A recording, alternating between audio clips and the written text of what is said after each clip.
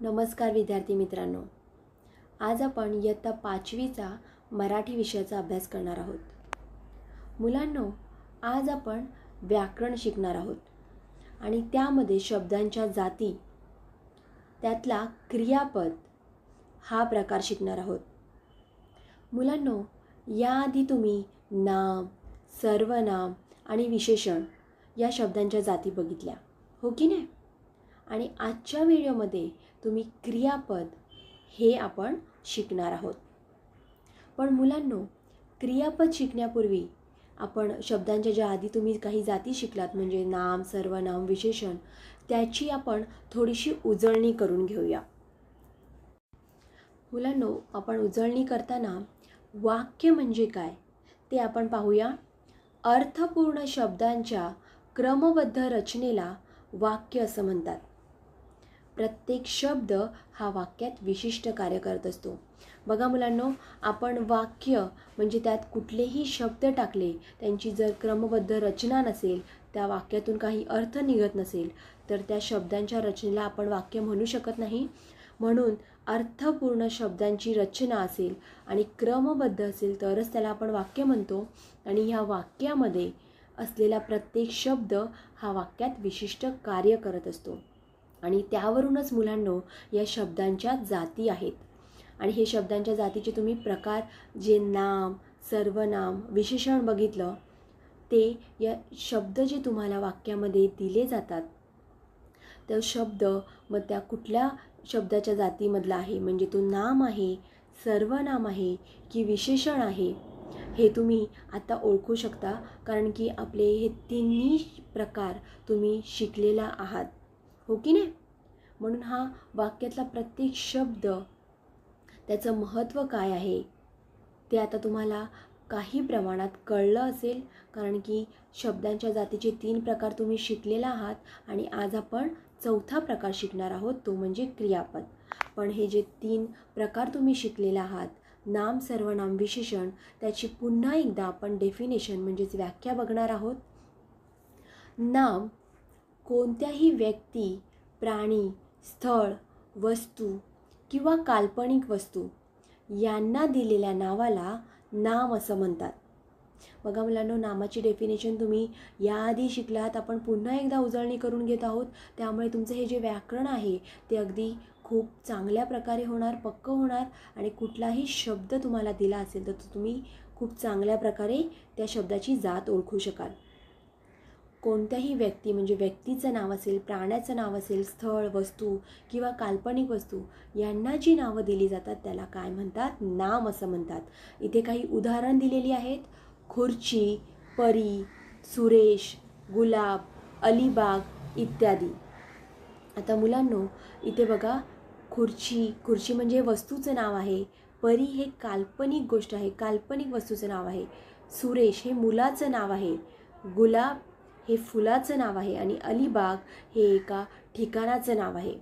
म्हणजे मुलांना तुम्हाला हे नाम कशाला म्हणतात ते आता कळलं असेलच. नाम याची आपण डेफिनेशन बघितली. आता आपण सर्वनाम म्हणजे काय ते पुन्हा एकदा पाहणार आहोत. सर्वनामाची व्याख्या आहे, नामाऐवजी वापरल्या जाणाऱ्या शब्दाला सर्वनाम असं म्हणतात. नामाचा पुनरुच्चार टाळण्यासाठी जो शब्द वापरला जातो त्याला सर्वनाम असं म्हणतात. म्हणजे बघा मुलांनो, नाम तुम्ही हे शिकलात, नाम कशाला म्हणतात? एखाद्या वस्तूचं, व्यक्तीचं, प्राण्याचं, फुलाचं, काल्पनिक वस्तूचं नाव म्हणजे नाम. पण सर्वनाम कशाला म्हणतात? तर त्या नामाच्या ऐवजी जेव्हा जो शब्द वापरतात त्याला सर्वनाम असं म्हणतात. कारण की सारखं जर नाम येत असेल तर त्या नामाचा पुनरुच्चार टाळण्यासाठी, म्हणजे सारखं त्या नामाचं बोलणं टाळण्यासाठी आपण जो शब्द वापरतो त्याला सर्वनाम असं म्हणतात. आता इथे उदाहरण दिलेलं आहे, मी, आम्ही, तू, तो, ती, ते, त्या, तुम्ही, हा, ही, जो, जी आणि आपण. मुलांनो, ही सगळी सर्वनामाची उदाहरणं आहेत आणि ही सर्वनाम आपण नामाच्या ऐवजी वापरतो. तर मुलांनो, तुम्हाला सर्वनामाची डेफिनेशनसुद्धा कळली असेल. आता आपण बघूया विशेषण, जे तुम्ही या आधीच्या व्हिडिओमध्ये तुम्ही विशेषण शिकला आहात. विशेषण म्हणजे काय? तर नामाबद्दल विशेष माहिती सांगणाऱ्या शब्दाला विशेषण असं म्हणतात. तर मुलांना बघा, तुम्हाला नाम म्हणजे काय ते कळलेलं आहे. म्हणजे वाक्यातलं नाम काय आहे, कुठला शब्द नाम आहे ते तुम्हाला कळलं असेल. आणि मग त्या नामाबद्दल एखादा शब्द जर अधिक माहिती सांगत असेल, अधिक इन्फॉर्मेशन देत असेल, तर त्या शब्दाला म्हणतात विशेषण. इंग्लिशमध्ये तुम्ही ॲडजेक्टिव्ह असं म्हणता. मग या विशेष माहिती सांगणाऱ्या शब्दाला काय म्हणतो आपण? विशेषण. मग ह्याचं उदाहरण आपण बघूया. सुंदर, लाल, गोड, हुशार, काळे. मुलांना हे सगळे शब्द कुठलं ना कुठलं काहीतरी वैशिष्ट्य सांगत आहे, हो की नाही? म्हणून हे सगळे शब्द विशेषण आहेत. म्हणून वाक्यामध्ये तुम्हाला नाम कळत असेल, सर्वनाम कळत असेल आणि विशेषण हे सुद्धा या सगळ्या डेफिनेशनमुळे नक्कीच तुम्हाला आता कळत असेल. आणि म्हणूनच मी ही पुन्हा एकदा तुमची उजळणी घेतली, कारण की आपण शब्दांच्या जाती शिकत आहोत. त्यातले 3 प्रकार आपण शिकलेलो आहोत. आणि आता आज आपण जो 4था प्रकार बघणार आहोत तो म्हणजे आहे क्रियापद. मुलांनो, आता आपण नाम, सर्वनाम, विशेषण या शब्दांच्या जातीची उजळणी करून घेतली. आता आपण क्रियापद म्हणजे काय ते पाहणार आहोत. वाक्याचा अर्थ पूर्ण करणाऱ्या क्रियावाचक शब्दाला क्रियापद असं म्हणतात. मुलांनो, आता आपण वाक्य म्हणजे काय ते बघितलं, हो की नाही? आणि वाक्य याची डेफिनेशन आपण काय बघितली? तर अर्थपूर्ण शब्दांच्या क्रमबद्ध रचनेला. म्हणजे जर त्या वाक्याचा अर्थ पूर्ण होत नसेल तर ते वाक्य पूर्ण होत नाही. म्हणून क्रियापद काय करतं? तर वाक्याचा अर्थ पूर्ण करतं. म्हणून आणि क्रियावाचक म्हणजे त्या शब्दातून कुठली ना कुठली क्रिया, ॲक्शन्स आपल्याला दिसून येतात. आणि अशा शब्दाला काय म्हणतात? क्रियापद. बघा मुलांनो, म्हणून मी वाक्य याची डेफिनेशन सुरुवातीला सांगितली, कारण की जर तुम्हाला वाक्य म्हणजे काय तेच कळणार नसेल तर क्रियापद याचा उपयोग वाक्यात काय असतो ते सुद्धा तुम्हाला कळणार नाही. म्हणून नुसते शब्द एकत्र लिहून वाक्य तयार होत नाही, तर ते अर्थपूर्ण वाक्य करण्यासाठी ते शब्दसुद्धा अर्थपूर्ण हवेत. आणि क्रियापदसुद्धा काय करतं? तर वाक्याचा अर्थ पूर्ण करतं. आणि क्रियापद असल्याशिवाय वाक्य पूर्ण होऊ शकत नाही. बघा मुलांनो, म्हणून मी इथे उदाहरणं दिलेली आहेत. खेळतो, पडला, खाल्ले, होतो, होते, झाले इत्यादी.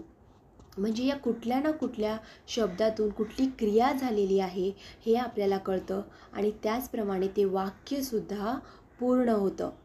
तर मुलांना, तुम्हाला क्रियापदाची इथे डेफिनेशन कळलेली असेल. आणि क्रियापद हे वाक्यामध्ये काय जागा आहे त्या वाक्यामध्ये त्या क्रियापदाची आणि किती महत्त्व आहे हे सुद्धा तुम्हाला इथे कळलं असेल. आता बहुतेक वेळेला क्रियापद हे शेवटी येतं. म्हणजे मराठी भाषेमध्ये क्रियापद हे वाक्याच्या शेवटी येतं आणि म्हणून वाक्याचा अर्थ पूर्ण होतो. परंतु काही वाक्यामध्ये ते मध्येही येऊ शकतं. म्हणून मुलांनो, क्रियापद ओळखताना ते नीट ओळखता आलं पाहिजे. त्याची डेफिनेशन म्हणूनच तुम्हाला नीट वाक्याचा अर्थ पूर्ण करणाऱ्या, मग ते शेवटी नसलं, अगदी मध्ये असलं तरीही चालून जातं. पण मुलांनो, बहुतेक वेळेला तर तरी क्रियापद हे वाक्याच्या शेवटीच येतं. आता मध्ये जर वाक्याच्या ते क्रियापद आलं असेल तरीही चालू शकतं. आणि ते वाक्याचा जर अर्थ पूर्ण करत असेल तर क्रियापद मध्येही येऊ शकतं. आपण यासाठी काही उदाहरणं इथे बघूया. हर्ष शाळेत जात होता. आता इथे होता, इथे मी अधोरेखित केलेलं आहे. म्हणजेच इथे होता हे काय आहे? क्रियापद आहे. आणि दुसरं वाक्य आहे, एक होता विदूषक. म्हणजे बघा मुलांनो, इथे वाक्याच्या शेवटी आलेला आहे का? हा नाही, तर वाक्याच्या मध्ये आलेला आहे. परंतु वाक्याचा अर्थ पूर्ण होतोय. हो, एक होता विदूषक, एक विदूषक होता, हो की नाही? म्हणजे अर्थ आपल्याला लागतो आहे या वाक्याचा. मग ते मध्ये असलं तरी चालेल. तर मुलांनो, हा शब्द हे जे होता मध्ये आहे ते सुद्धा क्रियापद आहे. आणि पहिल्या वाक्यात शेवटी आलेलं आहे ते सुद्धा क्रियापद आहे. तर मुलांना, तुम्हाला क्रियापद म्हणजे काय ते कळलं असेल. आणि वाक्यात त्याची जागासुद्धा तुम्हाला कळली असेल. आणि शब्दाच्या जाती ज्या आपण आधी बघितल्या की नाम, सर्वनाम, विशेषण, त्याचप्रमाणे क्रियापद हे सुद्धा तुम्हाला आता इथे कळलं असेल. आपण आता या क्रियापदाची काही उदाहरणं बघूया. मुलांनो, आता इथे तुम्हाला काही वाक्य दिसत आहेत. आणि आपण क्रियापदाची डेफिनेशन म्हणजेच व्याख्या बघितलेली आहे. त्यामुळे तुम्हाला या वाक्यामध्ये क्रियापद कोणतं आहे ते शोधायला नक्कीच काही त्रास होणार नाही आहे. चला तर मग बघूया आपण या वाक्यांमध्ये क्रियापद कोणती आहेत ती. पहिलं आहे काल मी वडापाव खाल्ला. तर मुलांनो, आता क्रियापदाच्या डेफिनेशननुसार जो शब्द वाक्याचा अर्थ पूर्ण करतो आणि क्रियावाचक असतो म्हणजे क्रिया घडलेली आहे. मग इथे कुठल्या शब्दात क्रिया ॲक्शन घडली? खाल्ला म्हणजे इटिंग, बरोबर. मग खाल्ला हे इथे काय आहे? क्रियापद आहे. म्हणून आपण इथे आता सर्कल केलेलं आहे की खाल्ला हे या वाक्यामध्ये क्रियापद आहे. आता दुसरं आहे मोर आनंदाने थुई थुई नाचतो. बघा मुलांनो, मी क्रियापदाच्या डेफिनेशन बरोबर अजून एक गोष्ट तुम्हाला लक्षात ठेवायची आहे की मराठीमध्ये वाक्यात बहुतेक करून सगळ्यात शेवटी क्रियापद असतं. काही अपवाद आहेत की ते मध्यभागी किंवा मध्ये असं क्रियापद येतं, जसं आपण मगाशी उदाहरण बघितलं. पण बहुतेक करून हे वाक्याच्या शेवटीच क्रियापद येतं, कारण की त्यामुळेच आपल्या वाक्याचा अर्थ पूर्ण होतो आणि ते वाक्य पूर्ण होतं. म्हणून मोर नाचतोय म्हणजे कुठली क्रिया करतोय, कुठली ॲक्शन होती इथे? नाचतो. म्हणून इथे क्रियापद कोणतं आलं? नाचतो हे क्रियापद इथे आलं. आता तिसरं आहे बाबांनी मला नवीन कपडे आणले. बघा मुलांनो, बाबांनी मला नवीन कपडे आणले. तर आता इथे कुठली क्रिया आहे? आणले, बरोबर की नाही. आणि वाक्याच्या शेवटी कुठला शब्द आला आहे? आणले. म्हणून या वाक्यामध्ये कुठला क्रियावाचक शब्द आहे म्हणजेच क्रियापद कोणतं आहे? आणले. तर मुलांनो, या तिन्ही वाक्यामध्ये तुम्हाला हे तिन्ही क्रियापद आपण कसे शोधले ते कळले असेल. आणि क्रियापद वाक्यामध्ये शोधायला खरंच कठीण नाही आहे, कारण की ते वाक्यात बहुतेक करून शेवटी येतं आणि कुठली ना कुठली क्रिया घडली आहे, ॲक्शन घडली आहे हे त्या शब्दावरून आपल्याला कळतं. आता या वाक्यांमध्ये आपण क्रियापद कोणतं आहे ते ओळखणार आहोत. मुलांनो, मला वाटतं आधीच्या 3 वाक्यांमध्ये तुम्ही क्रियापद कशी ओळखायचे ते शिकला आहात. आता आपण अजून काही उदाहरणं बघू की ज्यामुळे तुम्हाला क्रियापद कसं ओळखता येईल ते कळेल. पहिलं वाक्य आहे माया सकाळी लवकर उठते. आता या वाक्यामध्ये 3-4 शब्द आहेत आणि त्या शब्दांमधून तुम्हाला क्रियापद कोणतं आहे ते ओळखायचं आहे, हो की नाही. मग आता मुलांनो, क्रियापदाची व्याख्या आठवा की वाक्याचा अर्थ पूर्ण करणाऱ्या शब्दाला आणि क्रियावाचक शब्दाला, म्हणजे याच्यात कुठली क्रिया ॲक्शन कुठली झालेली आहे तर उठते, हो की नाही. मग इथे या वाक्यामध्ये उठते हे काय आहे? क्रियापद आहे. मग या वाक्यामध्ये कुठलं क्रियापद आहे मुलांनो? उठते. अगदी बरोबर. आता आपण अजून एक वाक्य बघूया. माझ्या आईने आज खूप छान लाडू बनवले होते. बघा मुलांनो, माझ्या आईने आज खूप छान लाडू बनवले होते. तर मग आता या वाक्यामध्ये क्रियापद कोणतं येईल बरं? अगदी बरोबर, होते हे क्रियापद या वाक्यामध्ये येईल. म्हणजे या वाक्यातलं क्रियापद आहे होते. आता आपण पुढचं वाक्य अजून एक बघूया. सुप्रियाचा वर्गात पहिला नंबर येतो. मुलांनो, काय आहे या वाक्य? सुप्रियाचा वर्गात पहिला नंबर येतो. कोणतंही वाक्य समोर आलं किंवा कोणताही शब्द समोर आला तर ज्या काही शब्दाच्या जाती तुम्ही शिकलेल्या आहात, नाम, सर्वनाम, विशेषण, क्रियापद, त्यातली सगळ्याची डेफिनेशन तुम्ही आठवायची आहे आणि त्यातून तुम्हाला बरोबर शब्दाची जात ओळखायची आहे. मग यामध्ये येतो हे काय आहे? क्रियापद आहे इथे, हो की नाही. मग आता आपण अजून एक वाक्य इथे बघूया. गाढव नदीत पडले. बघा मुलांनो, चौथं वाक्य आहे गाढव नदीत पडले. मग या वाक्यामध्ये तुम्हाला काय बरं कुठली क्रिया घडली आहे? पडले, पडल्याची क्रिया घडलेली आहे. त्यामुळे आणि पडले या शब्दाने हे वाक्याचा अर्थही पूर्ण होत आहे. म्हणून या वाक्यात कुठलं क्रियापद आहे?